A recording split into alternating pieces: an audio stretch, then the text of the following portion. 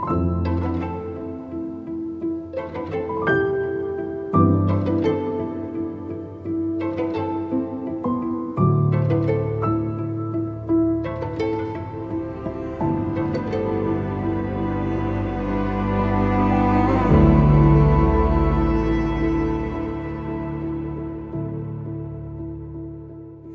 we're going to try a little experiment today. We're going to try reading a newspaper with Jesus. The famous theologian Karl Barth, who said that to be a Christian requires that you read the newspaper in one hand and read the Bible with the other. Now, a newspaper, for everybody under 80, is a real old idea where you take news, what's going on in the world, and put it down on paper, and then you read it.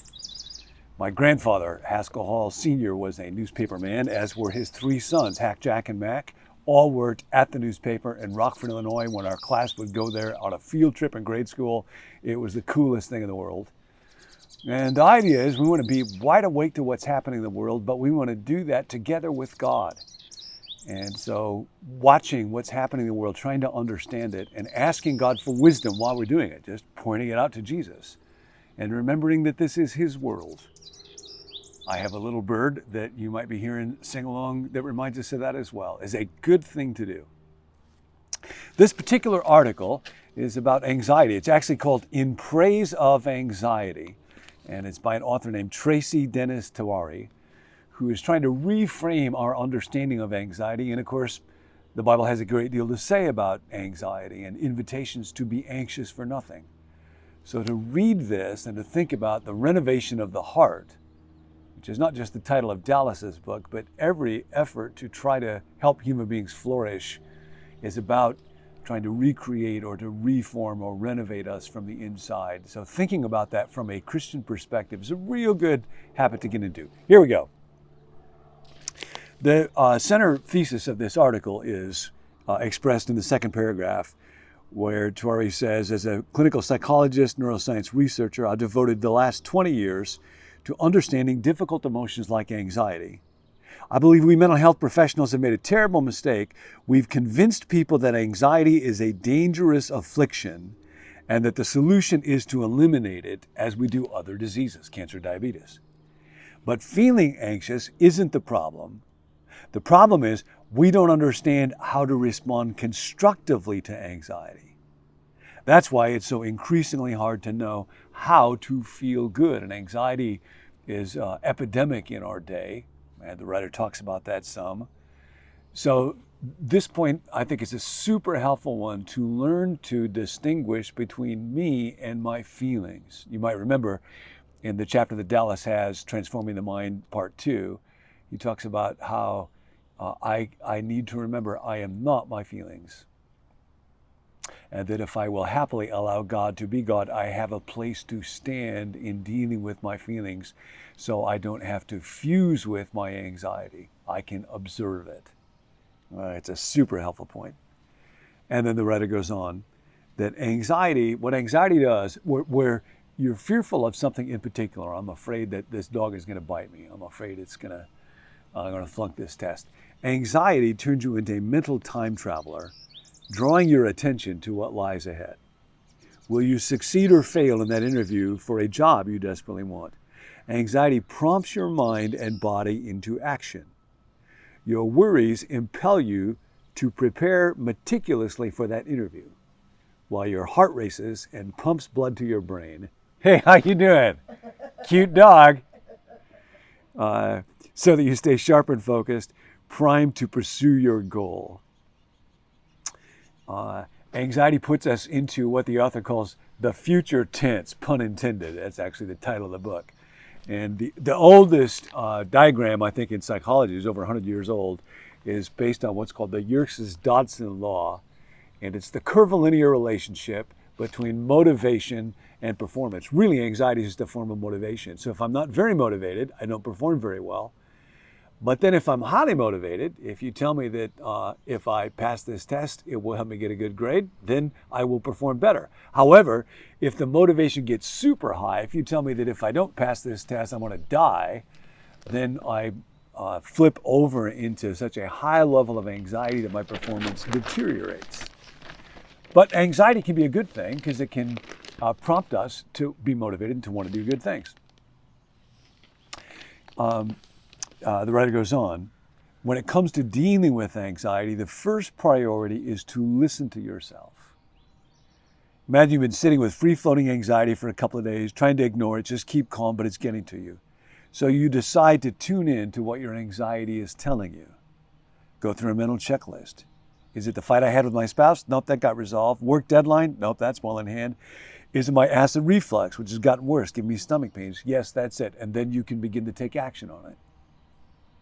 Now, a real important thing to remember here from Scripture is the invitation that we're given, for example, by the Apostle Paul when he writes to the church at Philippi, be anxious for nothing, but in everything, with prayer and supplication, let your requests be made known to God.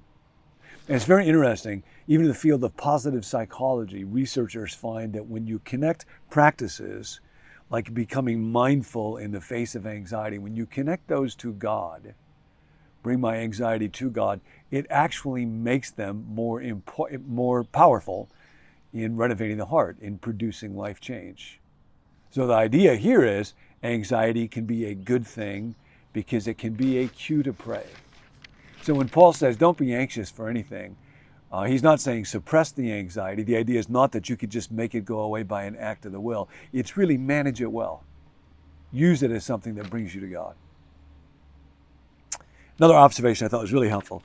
It's crucial to channel the benefits of anxiety, like persistence and hope, towards purpose.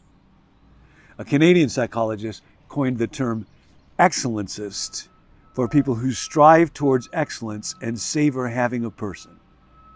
They experience higher levels of anxiety than people than their less striving counterparts, but don't suffer the burdens of perfectionism, the relentless pursuit of flawlessness that leads to high rates of burnouts. So being a perfectionist is different than being an excellencist. Turns out that people who tend to pursue excellence over perfection, in one British study, make mistakes, but they come up with more and more original answers, kind of like Thomas Edison that says, I haven't failed, I've just discovered 10,000 ways how not to make a light bulb. And this is classically the Apostle Paul. Not that I've already arrived, but this one thing I do, forgetting what is behind and straining towards what is ahead, I press on towards the mark, whatever is excellent. Not a perfectionist, but pursue excellence with God. And that brings me to a last observation about what I think is very often needed in secular studies or observations of the human condition. And you can read, you can bring that observation to bear in this article here. Author writes, I reaped the benefits of anxiety during one of the most difficult experiences of my life, when my infant son was diagnosed with a heart condition requiring open heart surgery. It was anxiety that kept me going, even when I was running on empty. I worried and planned, read everything I could find on his condition, imagined all the possible outcomes, found the best doctors, persevered through every obstacle and sleepless night. Today, at 13 years old, he runs on the school track team, lives like he never had a heart condition. I would say it was not just anxiety that kept her going, it was love plus anxiety. And here's where I think remembering that human beings are transcendent creatures. We are spiritual beings. This article, as often is the case, will talk about how we have evolved to experience anxiety. And she actually says that anxiety is a triumph of evolution. However, as a grand narrative for human life, evolution doesn't quite do it. There's a garbage truck. I don't know if you can hear him. Jay Gould would often write about this. Evolve, as Darwin uses the term, simply means adapt in order to survive. There is no hint of moral progress in it. Cockroaches have evolved so that they can survive nuclear holocaust. Often, because we always need to find purpose and meaning in life, a secular narrative will use evolve as though it points to moral progress. Evolution can tell us why we do what we do, towards survival. It cannot tell us why we should do something. That requires a transcendent narrative, and that is God. I mentioned I'm in my mom's yard. I think I mentioned that right now. This is where my sister and I sat after my dad's cremains had come back after he'd been cremated, and we were pouring them into an urn, and parts of them blew a little bit in the wind. And when my sister was telling her granddaughter about that, she just started to giggle and said, "You mean baby Beepa's nose is out here in the backyard?" And then we remember we're not just particles, we're not just products of evolution. We are spiritual beings. And ultimately, anxiety is a kind of sacred wound that points us to God. It is not just a product of evolution. It is not just useful because it might help us to think or run fast about the future. It is an indication that God has placed eternity in our hearts, and that there is a longing for something that is deeper than atoms and molecules and bread to eat. That we were not made to be alone, that we were made to be with God. And anxiety can be an invitation for us to turn to God. So you can do that this day. And I believe it is in those moments that anxiety achieves its highest fulfillment, when it propels us to the only one in whose arms we can ever be fully safe, the only one in whose love we can ever be completely at home. Guard and lift up your hearts. See you next time.